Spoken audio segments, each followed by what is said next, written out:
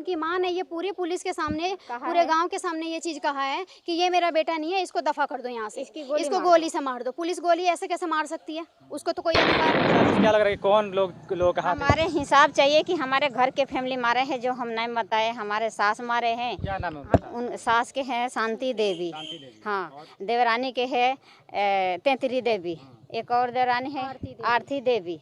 उनकी बेटा है, सबसे उनकी बेटा ज्यादा है। इसका सबसे बड़ा प्रूफ हम ये देते हैं क्योंकि पूरा गांव ये चीज़ कह रहा है कि पूरे गांव में उनको हफ्ता दो पहले उनको इतना तड़पाया गया है कि ना तो उन्होंने रोटी दिया। जब वो अपना 3 घंटे के बाद बताया है, 3 घंटे के बाद बताया है सर जी कि यहाँ बॉडी मिला है।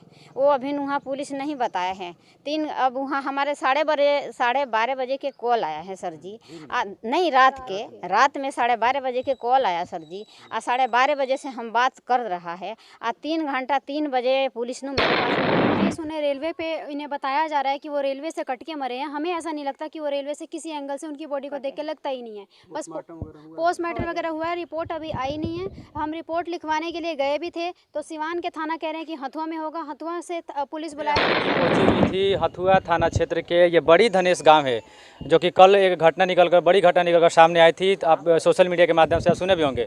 उनके छोटे लाल मांझी जिनका नाम था, जो कि छोटपुर जो वहाँ पे रेल पटरी है वहाँ पे उनका बॉडी मिला। परिवार वालों का कहना है कि ट्रेन से कटकर उनकी मौत नहीं हुई है, बल्कि साजिश के तहत उनकी हत्या की गई है। देख सकते हैं उनकी बेटी और उनके घर वाले यहाँ पे मौजूद हैं। किस प्रकार से वो जो आरोपित को, हालांकि ये प्रशासन से भी मिलने की कोशिश की है, कई बार थाना में गए, लेकिन वहाँ पे किसी पर कोई सुनवाई नहीं हुआ। बिल्कुल आप देख सकते हैं किस प्रकार से हमारे बिहार में, खासकर सिवान ज़िले में ज़मीन विवाद को लेकर लगातार आए दिन कोई ऐसा दिन बाकी नहीं जा रहा है जो कि ज़मीनी विवाद को लेकर किसी की हत्या नहीं हो रही है। आए दिन इस प्रकार की घटना निकल सामने आ रहे हैं। आप देख सकते हैं लोग हरियाणा रहते हैं और हरियाणा से जैसे इन लोगों को मालूम चला छोटे लाल मांझी की हत्या हो चुकी है, कह रही कि चल हम का जानता नहीं करे। उसके बाद से सारी फैमिली स्विच ऑफ बंद कर दिया मोबाइल। मेरे कोई कॉल नहीं करा। अच्छा, फिर जब कोई नहीं उठाया, अब दूरी से हम क्या कर सकता नहीं सर। फिर मैं गाँव में भी पता करा कि देखो कहाँ है। गाँव के लोग ऐसे मेरे खिलाफे हुआ कि मतलब उनकी डर से कोई आते नहीं है। मैं इतना कहा कि जाके बता दिए कि ऐसे ऐसे बात हो रहा है, उनकी जीवन बचा लो। अच्छा, आते नहीं बाबू। अब तो अभी मैं 7 बजे देखा है, 6 बजे देखा है। गांव के लोग मेरे के ऐसे बोले हैं कि अभी उनसे भेंट हुआ है। फिर 12:30 बजे सर जी फ़ोन आया, इन्हीं के फ़ोन से आया, मेरे घर वाला के फ़ोन से, हाँ, कि ये छोटे लाल आपकी क्या लगते हैं, आप कहाँ हैं? हम कहा हम जमुना नगर ही हमारे पति है। तो ऐसे कहाँ रहते हैं? मैं कहा अभी गया है, 1 महीना हुआ घर से अभी गया है घर पर, किस फौजदारी के लड़ाई में हुआ। तो अभी उनकी माँ बुलाया है कि तारीख लड़ना है। तारीख पर उहे आते हैं। सारी दुनिया के पता है कि तारीख जब पड़ता है तो उनकी माँ महीना में 2 बेर 3 बेर बुला लेते हैं। 2 भाई सऊदी में नौकरी करते हैं, ठीक है। उसके बाद से मेरे से 12:30 बजे ये बात हुआ है। तो मैं कहा कि वहाँ मतलब खूब हाला हो रहा है। मैं अपनी पति के बोली भी सुना है, वो कुछ कहने चाहा है। उसके बाद से उनकी मुंह मेरे नंदोई रोक दिया है। मेरे वहाँ नंदोई है एक राजन, फोन पे सुन रही थी? हाँ, फ़ोन पर सुन रहा है।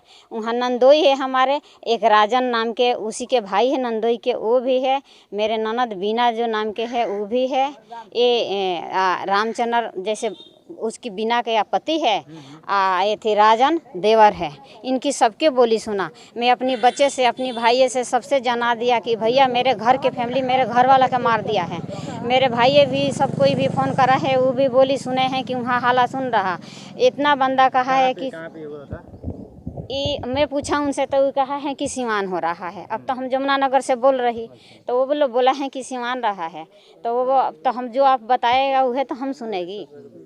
उसके बाद से क्या हुआ कि कम इथी होने लगा। फिर उसी टाइम से फ़ोन में करते रहा। फिर इन्हीं के मोबाइल फिर वो स्विच ऑफ कर दिया, स्विच ऑफ हो गया है। हम बहुत फ़ोन करने की कोशिश करा। उससे हम बोला है कि तुम कौन है? तो पुलिस वाले हैं। तो पुलिस वाला है तो अपना नंबर से बात करो सर जी। हम भी बोला है तो नहीं, हमारे मोबाइल छूट गया है। आप जी हम कॉल कर रहे हैं, आप अपनी वर्दी के नंबर बता दिए सर जी। तो हम वर्दी भूल गया है, ये भी बात बोला है। हमारे भतीजा भी ये बात पूछे हैं तो वर्दी बोला। फिर मेरे भतीजा आसनसोल से कहा है कि हम एसबी है, साले सच्चाई बता दो तब तो कोई बात होगा। तले उनकी फोन करके हमारे भतीजा के आप फ़ोन स्विच ऑफ कर दिया है, इनकी भी फ़ोन स्विच ऑफ कर दिया है सर जी। उसके बाद से हम सारी रात हम परेशान रहा है, गांव भर फ़ोन करा है, कोई नहीं फ़ोन उठाया। 2 बजे के बाद एक चौधरी उधर है, उन्हीं के मोबाइल से जो हम 2000 रुपया छोड़े हैं उन्हीं के नंबर रहा, तो उनसे हम बहुत निहोरा पति करा। डर से वो भी नहीं आते हैं कि रात के समल है बाबू हम नहीं जाएगा। हम कहे भैया जी हम हैं, रोआ जाएँ, कोई बात नहीं होगा। तो फिर वो बड़ी मुश्किल से एक जना चाचा ससुर हैं उनके पास में भेजा, उनसे हम बात करा है। तो उनसे हम पूछा है कि चाचा कहाँ है, तो हम 7 बजे देखा है बाबू, उसके बाद हम नहीं देखा है कि कहाँ हैं कहाँ नहीं है। मैं कहा चाचा ऐसे ऐसे घटना घट गया है। फिर उस टाइम से गांव के लोग जाना है, तो अब वो बात इतनी हो गया, फिर गांव के लोग जान गया, चुपचाप हो गया। बाकी हमारे घर के फैमिली एक भी हमारे कॉल नहीं उठाया कि तुम क्यों फ़ोन करते हैं, क्या बात है क्या बात नहीं है सर जी। हाँ जी, हाँ दिया है जी, वो दिने दिया है। जब भी घटना घट रहा वो दिने हम फ़ोन करा है कि ऐसे ऐसे घटना घट रहा, देखो कि कौन आदमी है, उनके पीछे गुंडा पड़ा है। हमारे फ़ोन उठा के आप लोग को कैसे पता चला जो बॉडी उनका मिला हुआ है वहाँ पे छोटपुर के पास? पुलिस ने इन्फॉर्मेशन दी है ना। पुलिस ने 3 घंटा के बाद बताया है, 3 घंटा के बाद बताया है सर जी कि यहाँ बॉडी मिला है। वो अभी वहाँ पुलिस नहीं बताया है। अब वहाँ हमारे 12:30 बजे के कॉल आया है सर जी। नहीं रात में 12:30 बजे के कॉल आया सर जी। 12:30 बजे से हम बात कर रहा है। 3 घंटा 3 बजे पुलिस ने मेरे पास फ़ोन करा है सर जी।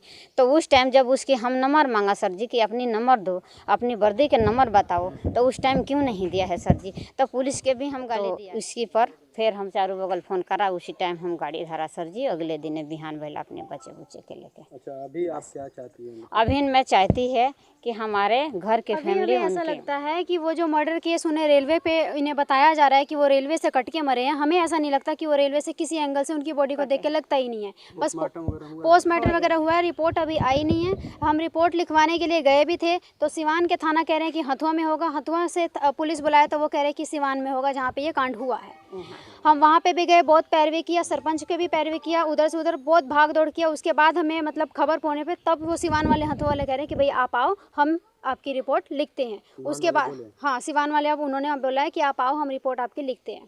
बाकी जब हम फर्स्ट टाइम उनकी बॉडी लेने के लिए गए थे तो उन्होंने कहा था कि रिपोर्ट हम किसी भी बेस पे नहीं लिख सकते क्योंकि बॉडी की डेथ हो चुकी है। बॉडी की डेथ हो गई है मतलब उसको ख़त्म करो केस को। तो हमारे कहने का मतलब है कि जब ये पुलिस वालों ने बोला है, नहीं एक मतलब यहाँ के थाना सिवान के थाना उन्होंने बोला है। अब ये होगा बॉडीगार्ड होगा। किसको आप लोग मानते हैं मुख्य आरोपी? अब हमें तो इतनी इन्फॉर्मेशन है क्योंकि हम यहाँ पे रहते नहीं हैं, तो हमारे थोड़े पता नहीं है। आप बताइए चाचा भैया, आप बताइए किसके मानते हैं? अच्छा, सरकार से या प्रशासन से क्या निवेदन करेंगे बताइए। मैं निवेदन यही चाहूँगी कि मेरे पापा के ऊपर जो आरोप लगाया गया है उसको साबित करो, क्योंकि वो गलत नहीं है, वो बिल्कुल सही है। अच्छा, ये कौन है? ये मेरा भाई। क्या नाम है? गौरव। क्या करते हैं आप? स्कूल में जाते हैं। कहाँ पे पढ़ते हैं? यमुनानगर। यमुनानगर, वो हरियाणा से आए हुए हैं। अंत में यह चाहिए कि हमारे पास बॉडी की फोटोज हैं। आप फोटो देखिए कि कैसे रेलवे से कटेंगे तो रेलवे की पहचान तो आपको होगी, सबको पता है कि रेलवे से कैसे कटते हैं, और ऐसे किसी को मार के किया जाता है तो भी पहचान है। तो हमारे पास बॉडी की हाँ जांच होना चाहिए हमारे में। और कहा है वहाँ जाके हाँ वाकई कोई अगर कि मैं एक जांच अपना तरफ से मैं अपनी सावजा कराना चाहते हैं। तो जो चपरासी वहाँ के हैं मेरे के बहुत बदतमीजी से बात करा है, बाकी मैं झुक गया है उनके पास, हमारे पावर नहीं है सर जी।